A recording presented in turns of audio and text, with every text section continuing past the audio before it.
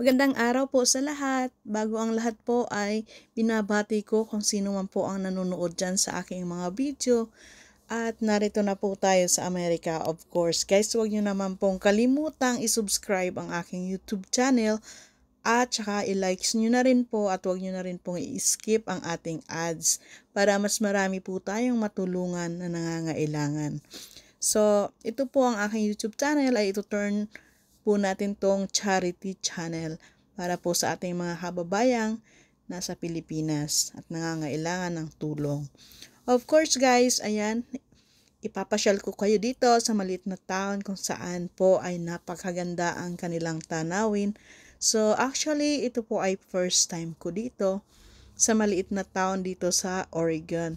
So kung nakikita nyo po, ayan, napakaaliwalas, malinis ang paligid. Wala ho kayong makikitang basura. Tingnan nyo naman, napakaganda talaga ng Amerika. Kaya hindi po natin maikakaila, ang mga tao po ay talagang pinapangarap na makarating dito sa Amerika. Kaya naman guys, ayan, samahan nyo po ako at tayo po ay iikot kahit saan pong dako ng marating man natin ang kabukiran ng Amerika. Ayan guys. So, kami po ay pupunta kung saan po ang aming kaibigan ay nagtatrabaho para po sa isang construction na kanila pong ginagawa. So, ang dahilan po kaya napunta kami dito at first time ko po ito. Siya po ay aming susunduin kasi ang dala niya po pagpunta doon ay isang truck. Yung truck po ay puno ng gravels at hindi niya po yun ay iuuwi ulit. So, iiwanan niya po doon.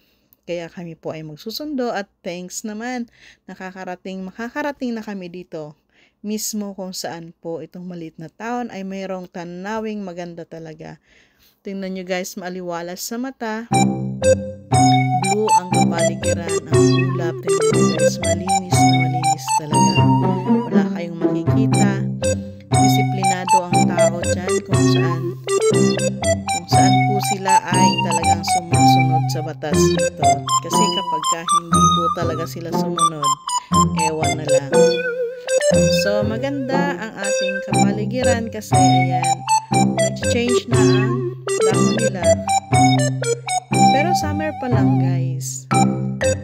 Mag-i-enjoy po talaga kayo dito sa kabukiran. Kasi marami ngayong makikita puno. Pero ang kalimitan po dito na problema kapag winter time, marami po talaga snow, makakalangkan lang snow. So, ayan guys, i-enjoy po natin ang ating ride today at huwag niyo po sanang kalimutang i-subscribe ang ating YouTube channel.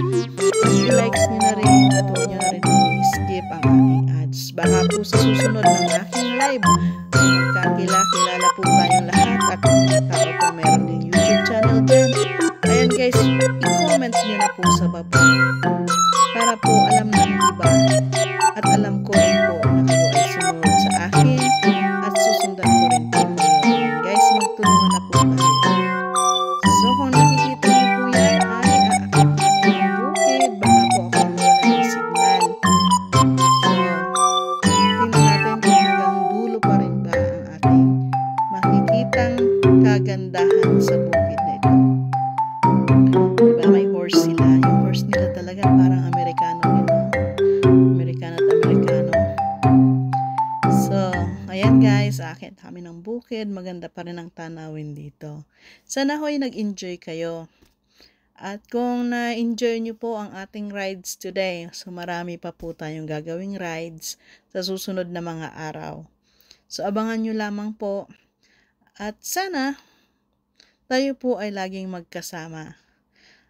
At huwag nyo po sanang kakalimutan na kung kayo po ay aking followers, mapapansin ko po kayo kasi kunti pa lang naman ang ating subscribers. Maraming salamat po sa mga nariyan at manunood ng aking video. Sana po